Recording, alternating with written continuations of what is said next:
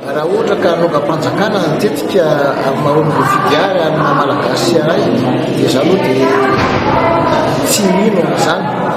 satria fitondrana kany firenena tsy tandalany zany ao amin'ny antenimieram-pirenena mbola tsy nisy an'izay koa ary tsy fantatro hoe raha zay mitetika atao dia izay amin'ny atokotoko Madagasikara dia tsy mirahela ny fangalanam-panjakana boromahatra voafidy mandritry ny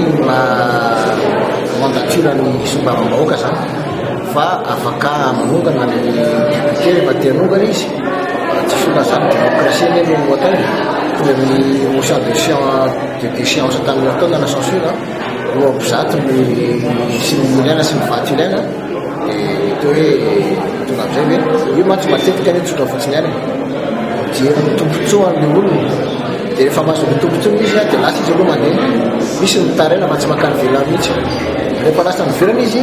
dia tsy mandeha reny mitaraina miverina izy avy any mahita ny sasa mandeha reny dia mitaraina izy tsy hoe amizay keo amresaka raha-bola sy ny zay ka io tsy afaka mifanifaniana daholo miaraka fa tsy maintsy mifandimby raika amin'ny 50 zany tsy afaka lefa miaraka aéroplane zany isaky ny voa